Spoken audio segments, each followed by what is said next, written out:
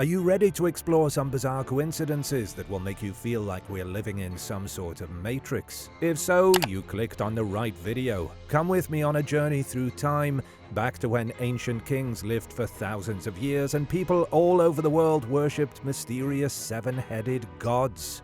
The sky is falling. Imagine yourself standing on a hilltop gazing up at a sky dominated by an unnatural glow. Something big is coming, larger than any moon, and it's hurtling towards Earth. Its fiery tail streaks across the sky, casting an eerie light on the world below. You know that there's no escaping this fate. The only question is, how will you spend your final days? Around 13,000 years ago, something extraordinary might have happened. A cosmic event that could have changed the course of human history forever. Scientists believe that a cluster of comet fragments crashed into Earth, creating a catastrophe almost as devastating as the one that wiped out the dinosaurs 66 million years ago. Something that intense definitely would have been recorded by ancient cultures, don't you think? This idea was explored by Dr. Martin Sweatman from the University of Edinburgh. It suggests that this impact could have been a turning point for human civilization. At the time, humans had already been around for hundreds of thousands of years. However, the way they lived began to shift dramatically around this period. Dr. Sweatman and his team focused on the possibility that this comet strike might be linked to the major changes that took place during the early Stone Age, particularly in the Fertile Crescent. This is a region that includes modern-day Egypt, Iraq, and Lebanon, and is often considered the birthplace of civilization. This is where people began to settle down, farm, and build permanent structures, moving away from a nomadic hunter-gatherer lifestyle. Yep, this is where it all happened. The team's research zeroed in on geological evidence from North America and Greenland. They found traces of platinum, nanodiamonds, and materials that had been exposed to incredibly high temperatures. These are all signs that are consistent with a massive impact event. These findings support the idea that a comet collision might have sparked the environmental changes that led to the Younger Dryas. This was a period marked by a sudden mini-ice age which lasted about 1,300 years. This event brought widespread extinctions and forced humans to adapt rapidly. What do you think went through the minds of our ancestors seeing something so terrifying falling from the sky? One of the most interesting pieces of evidence comes from Göbekli Tepe in Turkey, which is thought to be the world's oldest temple. The massive stone pillars there may have been constructed to commemorate this cosmic disaster. Dr. Sweatman believes that this catastrophic event might have been the spark that ignited the development of human civilization. But what do you think? Did civilization really begin with a bang? Let me know your opinions in the comments down below. While the theory is compelling, it's still a subject of debate. The research conducted so far provides strong clues, but more evidence is needed to fully understand how this comet strike could have influenced the ancient world. Ancient Egyptian versus Mesoamerican culture. Historians have been baffled by the uncanny parallels between ancient Egyptian and Mesoamerican cultures. Could these similarities be mere coincidence, or is there a deeper connection waiting to be uncovered? These two civilizations, separated by vast oceans and thousands of years, seem to share more in language, architecture, and even social practices than we give them credit for. But how do these similarities come about? One of the most fascinating parallels lies in cranial deformation, a practice where the elite of both cultures would elongate their skulls, possibly to distinguish themselves from the lower classes. In Maya culture, this practice was first noted by Spanish chroniclers in the 16th century, and it was common among the ruling class. Meanwhile, in Egypt, similar elongated skulls have been found in depictions from the Amarna period, particularly among the daughters of the pharaoh Akhenaten. The coincidences continue with the languages of these civilizations. When you compare words from the ancient Egyptian language with those from Nahuatl, spoken by the Aztecs and Maya, you find some startling similarities. For example, the Mayan word for day is ahau, which means place or time in Egyptian. Hom means ball court for the Maya, while hem means little ball in Egyptian. These aren't isolated examples either. There are hundreds of similar word concepts that seem to connect these two languages across time and space. While this practice doesn't directly connect the two civilizations, It's another strange parallel that adds to the mystery. This linguistic connection raises eyebrows because traditionally scholars haven't recognized any significant link between ancient Egyptian and Mesoamerican languages. In the 18th century, linguistic similarities between languages like Sanskrit and Greek were discovered, and this was enough to convince scholars that these languages likely descended from a common ancestor. However, when it comes to the similarities between Egyptian and Mesoamerican languages, scholars have been hesitant to draw the same conclusion. Why? Because there's no historical evidence of contact between these cultures, at least none have been found so far. Without records of trade, war, or communication between them, it's hard to prove that the ancient Egyptians and Mesoamericans ever met. But let's put the lack of historical evidence aside for a moment and focus on the striking similarities. Both the ancient Egyptians and the Maya used hieroglyphs, symbols that represent sounds and ideas. Early European explorers, noticing the similarity, even dubbed the Maya writing system hieroglyphics, just like the Egyptian system. While each one has its unique characteristics, the fact that both cultures developed such sophisticated writing systems independently is pretty interesting. But the similarities don't end with language. Both the Egyptians and the Maya built impressive pyramids, and not just any pyramids. Step pyramids, which feature a series of steps leading upward to a peak. And what's even more fascinating is that both cultures associated these pyramids with serpent imagery. In both civilizations, the serpent symbolizes rebirth and regeneration, which were key concepts in their beliefs about life and the afterlife. But how is that possible? It's almost eerie to think that two unrelated cultures on opposite sides of the world could develop such similar architectural and religious practices. Given all these similarities, some Victorian-era scholars speculated that both the Egyptians and the Maya might have descended from a single advanced mother culture. They might have even descended from the lost continent of Atlantis. This idea, known as diffusion, suggested that an ancient civilization spread its knowledge to both sides of the Atlantic. However, modern scholars have largely dismissed this theory. Instead, they favor the idea of independent invention, which argues that human cultures can develop similar technologies and ideas without direct contact. But is it really just a coincidence? Could the ancient Egyptians and Mesoamericans have been connected in ways we still don't understand? The truth is, we may never know for sure, but let me know your thoughts in the comments down below. Now for a brief pause of appreciation and a shout out. I need to give a big thank you to Ash Smith for the super thanks. If you're new here, be sure to subscribe to join the Origins Explained family. Edgar Allan Poe's Maritime, Omen. Edgar Allan Poe is often seen as a master of creepy tales, but one story in particular seems to blur the line between fiction and reality in a truly unsettling way. His novel, The Narrative of Arthur Gordon Pym of Nantucket, not only dives into the darkness of the human soul, but eerily foreshadows a real-life tragedy that would unfold years after its publication.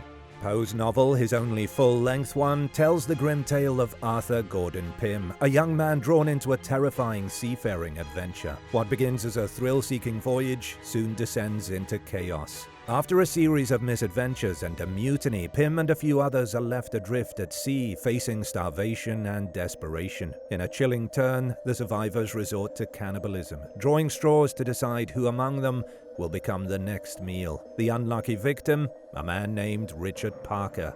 This fictional account might have just remained one of Poe's many gruesome stories, but what happened nearly 50 years later?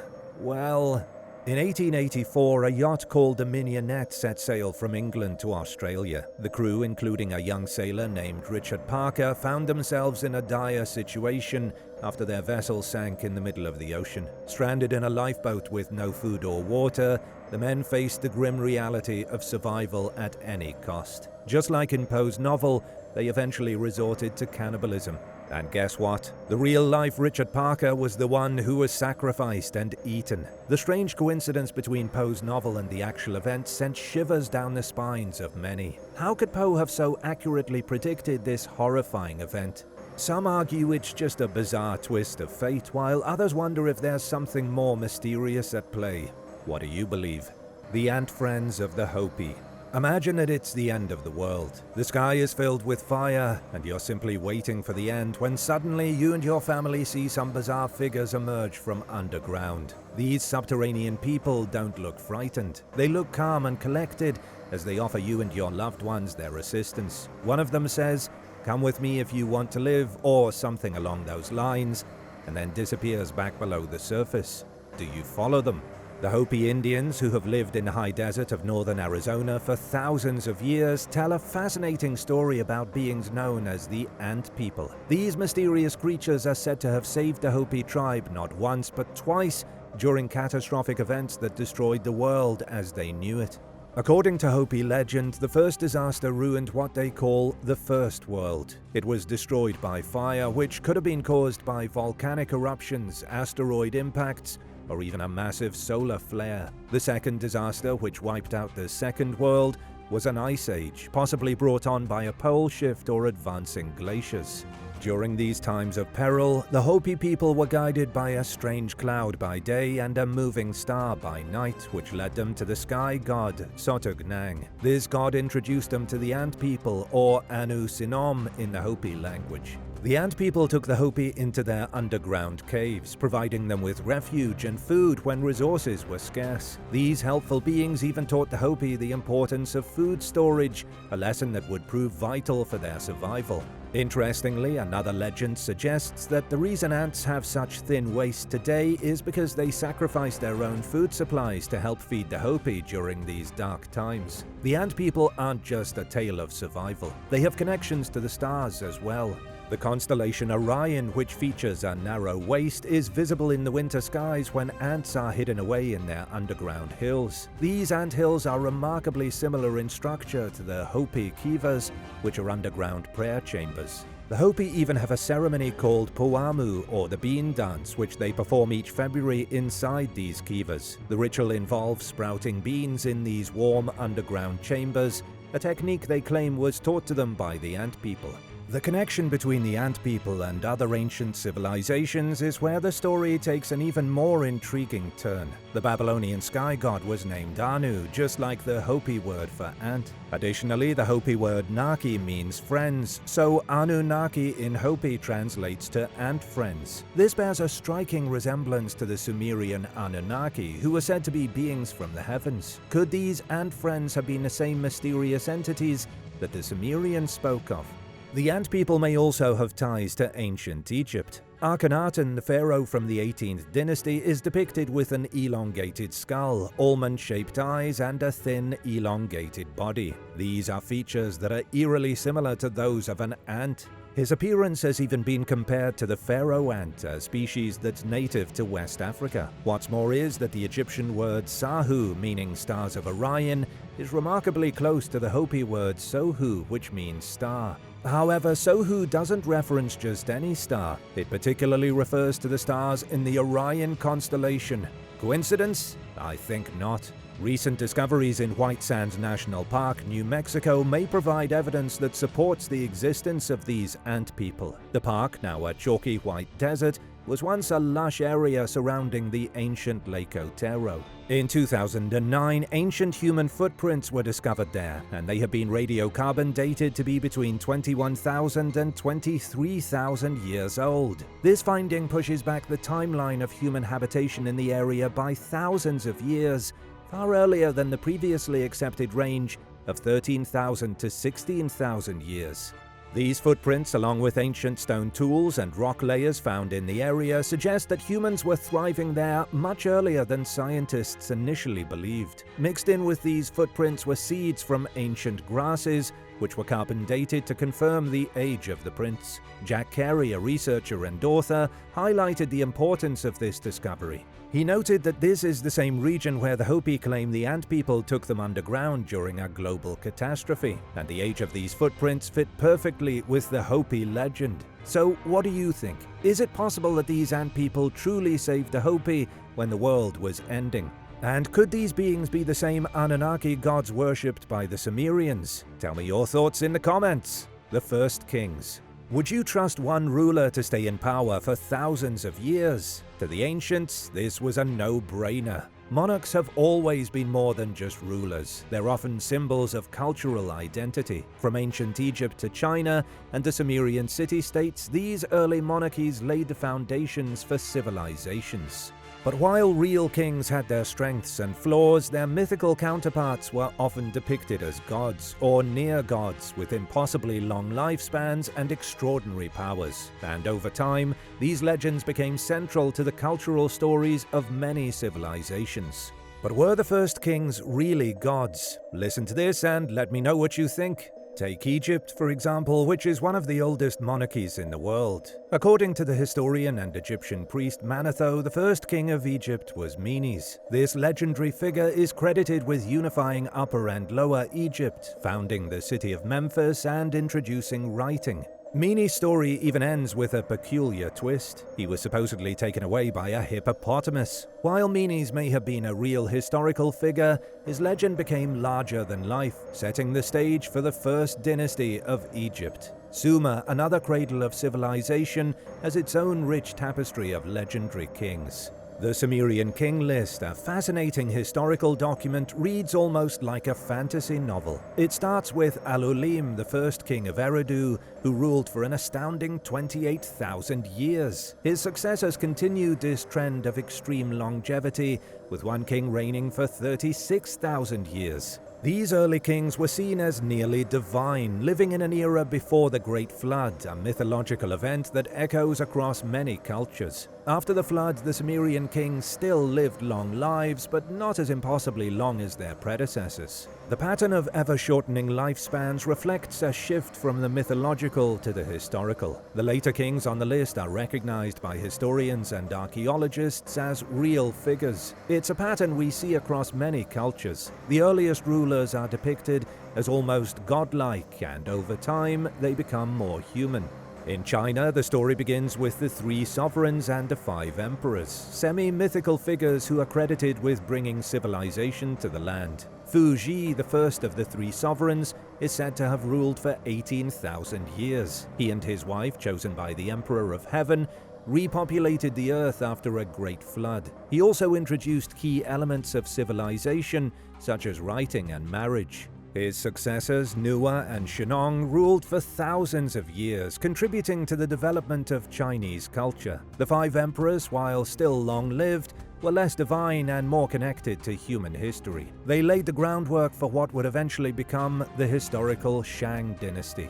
Meanwhile, in the Americas, the Aztecs had their own legendary figures. Tepiltzin-Quetzalcoatl, a Toltec priest king, was a pious and wise ruler who opposed human sacrifice. Instead, he advocated for offerings of birds, snakes, and butterflies.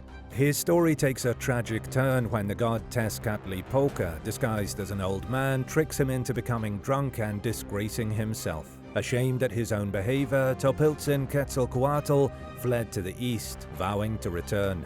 This is a prophecy that eerily coincides with the arrival of Hernán Cortés in 1519. Could Cortés be a reincarnation of Quetzalcoatl? Even Athens, known for its later democratic traditions, had its share of mythical kings. The first king, Cecrops, was half man and half serpent. He played a key role in the legendary contest between Poseidon and Athena for the patronage of the city.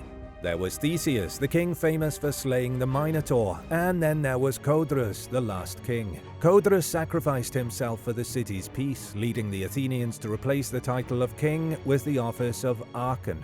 Across cultures, these stories share common themes. The earliest kings were often seen as divine or semi-divine figures with powers far beyond those of ordinary people. They were the ones who laid the foundations of civilization, worked alongside gods, and in some cases were gods themselves. As these dynasties progressed through time, their kings became more human, with the myths gradually giving way to historical figures. The idea that kings were more than mere mortals reflects a widespread belief that rulers were divinely chosen, possessing qualities that set them apart from ordinary people. This belief in the extraordinary nature of monarchs persists even in modern times. Constitutional monarchs and heads of state are still expected to embody the best qualities of their nations. They serve as role models for their people, if not in the way of living for thousands of years or wielding divine power, then through their actions and character.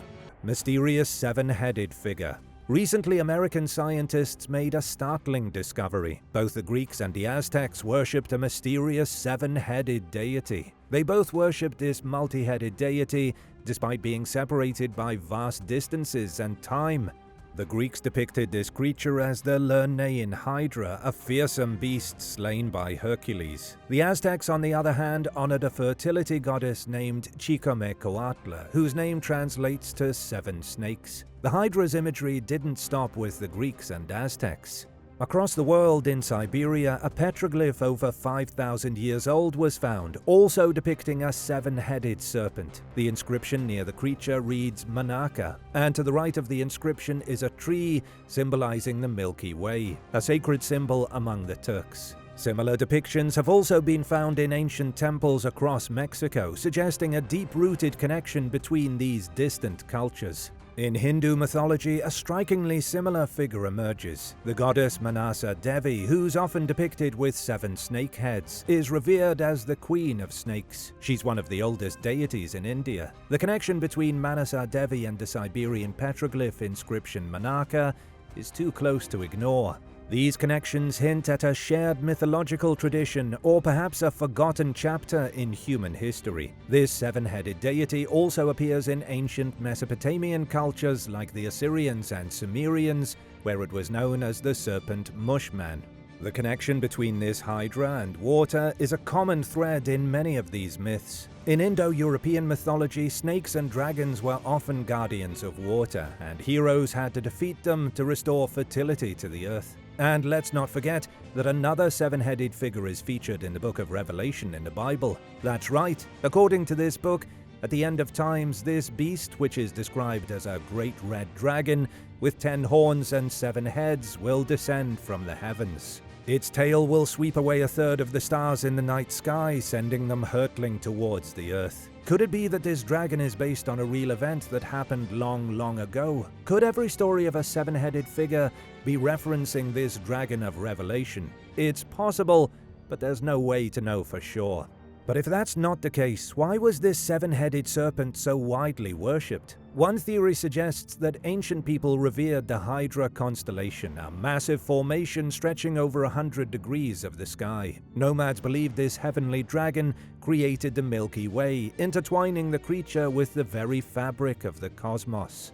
These legends and symbols have endured through time, raising questions about ancient connections across the globe. Could these stories of the seven-headed Hydra, from Chicomecoatl to Manasa Devi, reveal an untold chapter of human history? Let me know what you think in the comments. Taking to the skies. Since the dawn of civilization, humans have been fascinated by the idea of flight. This obsession with soaring through the sky is evident in countless myths, legends, and early attempts to defy gravity. Ancient people gazed at birds, seemingly flying with little effort, and naturally, they wanted to emulate them. I mean, who doesn't wish they suddenly woke up with the ability to fly?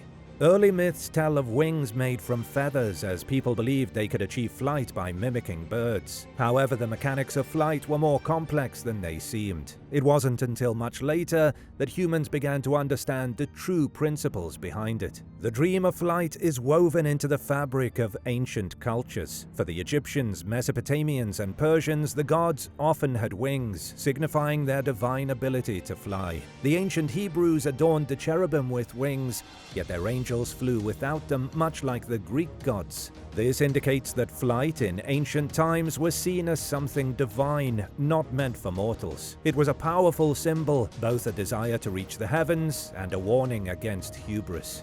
Take, for example, the Persian king Kai-Kous, who, according to legend, attempted to invade heaven with a flying throne carried by eagles. The tale goes that his throne eventually crashed to the earth, teaching the king a harsh lesson about overreaching his mortal bounds. Similarly, the story of King Bladud of Britain tells of a king who crafted wings and tried to fly over London, only to fall tragically to his death. These stories, along with others from China, Northern Europe, and Africa, highlight both the human desire to conquer the skies and the dangers of such attempts. The most famous of these ancient legends is the Greek tale of Daedalus and Icarus. Daedalus, a brilliant inventor, crafted wings made of feathers and wax for himself and his son to escape the wrath of King Minos. Despite his father's warnings, Icarus flew too close to the sun. This melted the wax, and Icarus plunged into the sea. This story is often interpreted as a cautionary tale about ambition and disobedience. However, it also reflects the deep-seated human longing to fly. While these myths might seem like mere fantasy,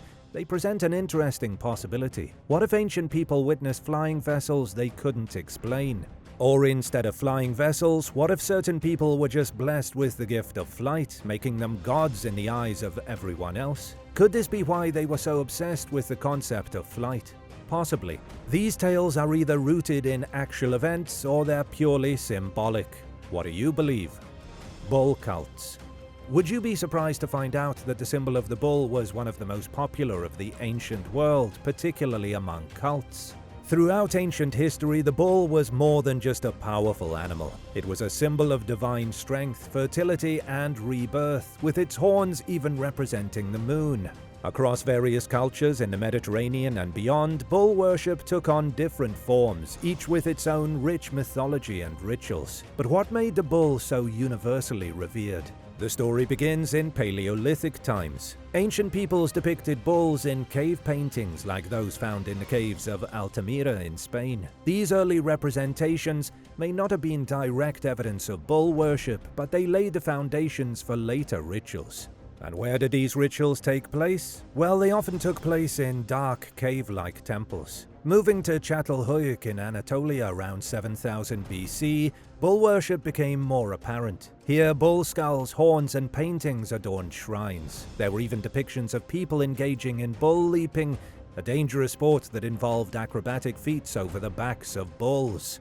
Forget cowboys. In 7000 BC, they were bull boys. The bull's connection to fertility, deities, and themes of death and rebirth were prominent, suggesting that the bull was seen as a symbol of life, death, and the cycle of nature. As time passed, bull worship spread to Mesopotamia, where the bull was more than just an object of veneration. It symbolized divine power. Sumerian gods like Enlil and Enki were referred to as the Great Bull. The bull also appeared in myths such as the Epic of Gilgamesh. In Minoan Crete, bull leaping became a central part of the culture, with vivid depictions of these games found in the ruins of Knossos. While the bull was central to their rituals, it wasn't worshipped as a god, but rather used in symbolic ceremonies, possibly representing themes of sacrifice and renewal. The famous myth of the Minotaur, a creature with the body of a man and the head of a bull, further ties Cretan culture to bull symbolism. Egypt, however, stands out as the most prominent center for bull worship. The Apis bull, considered an incarnation of the creator god Ptah, was revered as a divine being. When an Apis bull died, another with specific markings was chosen to replace it. The deceased bull was then mummified and buried in a great ceremony. Across these ancient civilizations, the bull was not just an animal, but a powerful symbol deeply embedded in their mythology, religion, and daily life. From the caves of Paleolithic Europe to the temples of Egypt, bull symbolism evolved, shaping human belief systems throughout history. The Curse of Tipo. Did you know that there's an urban legend that claims 7 American presidents supposedly died thanks to a curse? It's called Tecumseh's Curse, also known as the Curse of Tipo. It has its roots in a bitter conflict from 1809 between U.S. President William Henry Harrison and Shawnee indigenous leader Tecumseh. This curse is said to have caused the deaths of every U.S. president elected in a year ending in 0 up until the 1980s. It all began with the Battle of Tippecanoe in 1811, when Harrison, a military leader at the time, defeated Tecumseh's forces. The Shawnee leader's grudge against Harrison, however, began earlier, when Harrison was the governor of the Indiana Territory. He negotiated a controversial treaty that took a vast amount of land from indigenous tribes.